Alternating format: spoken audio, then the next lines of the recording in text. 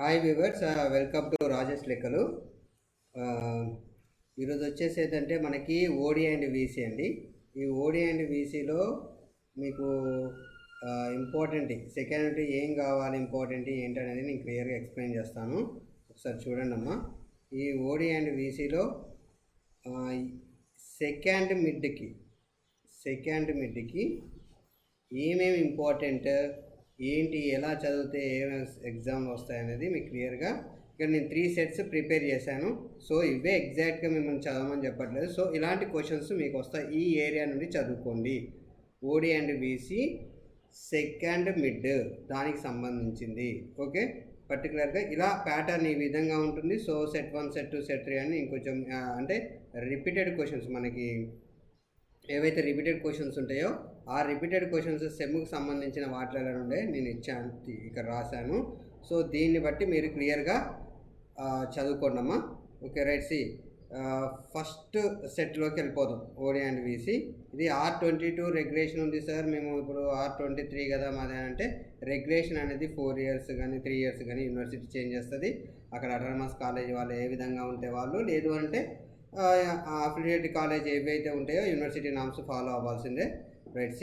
ఇక్కడ మీరు first third unit ఏంటంటే మనకి లాప్లాస్ ట్రాన్స్ఫర్మేషన్స్ కాబట్టి దీంట్లో ఇన్వర్స్ లాప్లాస్ ట్రాన్స్ఫర్మేషన్స్లో convolution, what is that convolution theorem అని దాని మీద ప్రాబ్లం ఉంటాయి.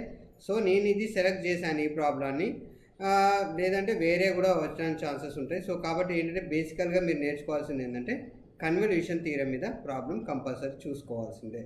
అందులో ఏముంటాయని గట్టిగా అంటే ఒక 10 ప్రాబ్లమ్స్ కూడా ఉండవు, చాలా ఇంపార్టెంట్. కాకపోతే ఈజీ వేలోనే నేను మీకు మన ఛానల్లో చెప్పాను. మీరు ప్లేలిస్ట్లోకి వెళ్ళేసి రాజేష్ లెక్కలు అందులో ప్లేలిస్ట్లోకి వెళ్తే మీకు inverse Laplace transformation separate folder create చేసి పెట్టాను. సో దాంట్లో మీరు చూసుకోవచ్చు. నెక్స్ట్ వచ్చేసి అప్లికేషన్స్ ఆఫ్ ఓడి. దీన్ని ఇక్కడ నేను సైన్ ఎక్స్ మీద ఇచ్చాను. ఒక్కోసారి ఈ పవర్ ఎక్స్ సైన్ ఎక్స్ అని ఇస్తాడు, లేదా tan ఎక్స్ ఇస్తాడు, లేదా సీకెంట్ ఎక్స్ ఇస్తాడు, కాస్ ఎక్స్ ఇస్తాడు. సో ఇక్కడ ఏదన్నా, బట్ ఈ కండిషన్స్ ఈజ్ వెరీ ఇంపార్టెంట్. ఈ కండిషన్స్ ఇలా ఉన్నాయంటే ఖచ్చితంగా అది అప్లికేషన్స్ ఆఫ్ ఓడి అని అర్థం.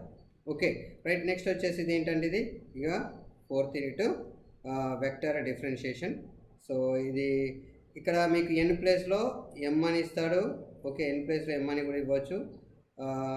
లేదా ఇక్కడ వచ్చేసి గ్రాడ్ డైవర్జెన్స్ ఏంటంటే ఇక్కడ గ్రాడ్ డైవర్జెన్స్ ఏంటంటే r⁴n అని ఇలా కూడా ఇస్తారు క్వశ్చన్.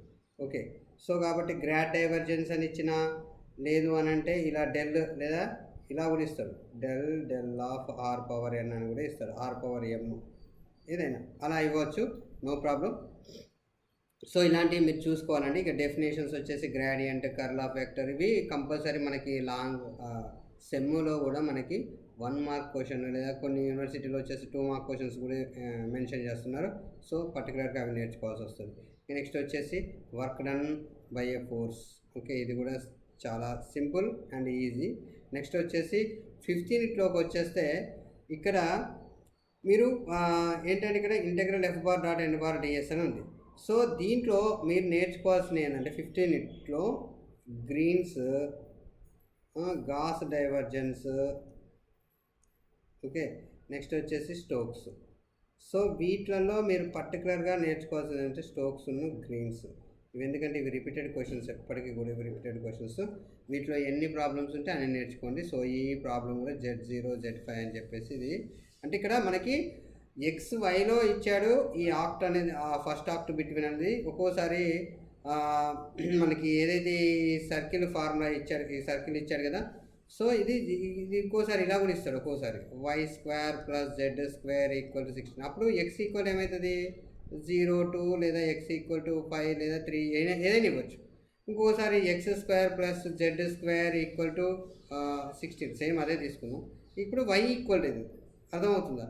సో కాబట్టి y = సంథింగ్ టు సంథింగ్ అని చెప్పేసి ఇస్తాడు.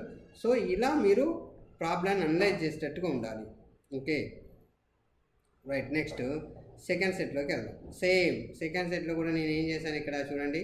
సెకండ్ సెట్లో కూడా కన్వల్యూషన్ ప్రాబ్లం ఇచ్చాను, మళ్ళీ అప్లికేషన్స్ ఆఫ్ ఓడి ఇచ్చాను. కానీ ఇక్కడ క్వశ్చన్ చేంజ్ అయింది. ఏంటది? ఇర్రోటేషనల్. ఏంటంటే ఇర్రోటేషనల్. ఇర్రోటేషనల్ది నెక్స్ట్ స్కేలార్ పొటెన్షియల్ అని చెప్పేసి మీకు కంపల్సరీ చాలాసార్లు స్కేలార్ పొటెన్షియల్ అనేది చాలాసార్లు అడిగాడండి. కొంచెం జాగ్రత్తగా మీరు ఇలాంటి ఇవి 2 or 3 ప్రాబ్లమ్స్ ఉంటాయి అంతే, పెద్ద ఎక్కువ ఏముంటాయి. సో ఇలాంటి మన ఛానల్లో పెట్టని జాగ్రత్తగా చూసుకున్నామా. నెక్స్ట్ ఇంకోటి వచ్చేసి డైరెక్షనల్ డెరివేటివ్ ఇస్తాడు, దాంతోపాటు నార్మల్ టు ద సర్ఫేస్ అని ఇచ్చాడు. సో ఇది కొంచెం లాజికల్గా ఆలోచించాలి. 2 పాయింట్స్ ఇచ్చాడు, 2 ఫంక్షన్స్ ఇచ్చాడు, కొంచెం లాజికల్గా ఆలోచిస్తే వచ్చేస్తుంది. కంపల్సరీ 15th మాత్రం గ్రీన్స్ థియరం ఇంతకుముందే చెప్పాను నేను, గ్రీన్స్ స్టోక్స్ నుంచి మనం క్వశ్చన్ ఎక్స్పెక్ట్ చేయొచ్చు అని. Okay right. నెక్స్ట్ సెట్ 3లోకి వెళ్ళిపోదాం. సెట్ 3లో సేమ్ మళ్ళీ ఇక్కడికి వచ్చేసరికి ఏంటంటే కన్వల్యూషన్ ఇవ్వకుండా ఇన్వర్స్ అన్నాడు. ఒకసారి జాగ్రత్తగా గమనించండి. కన్వల్యూషన్ ఇవ్వకుండా ఏమన్నాడు? ఇన్వర్స్ అన్నాడు. అంటే మనకి కన్వల్యూషన్తో పాటు దాని మీద ఉండే సంబంధించిన ఇన్వర్స్ ప్రాబ్లమ్స్ కూడా మనకి అడగడానికి ఛాన్సెస్ ఉంది. సో ఇవి రిపీటెడ్ క్వశ్చన్స్, నేను మళ్ళీ చెప్తున్నాను రిపీటెడ్ క్వశ్చన్స్. ఇక్కడ ఇది మాత్రం పక్కా. ఇదేంటది? ఇది అప్లికేషన్స్ ఆఫ్ ఓడి అనేది మాత్రం కంపల్సరీ క్వశ్చన్.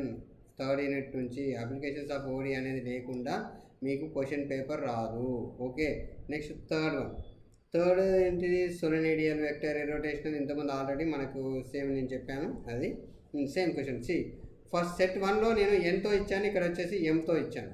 సో కాబట్టి కొంచెం జాగ్రత్తగా మీరు చూసుకోవాలండి క్వశ్చన్ అనేది. Okay right. నెక్స్ట్ వచ్చేసి డైవర్జెన్స్. ఇక్కడ చూడండి, డైవర్జెన్స్ని గ్రీన్స్ అడిగారు. డైవర్జెన్స్ గ్రీన్స్ కామన్గా ఉంటుంది, మీరు గమనించాలి.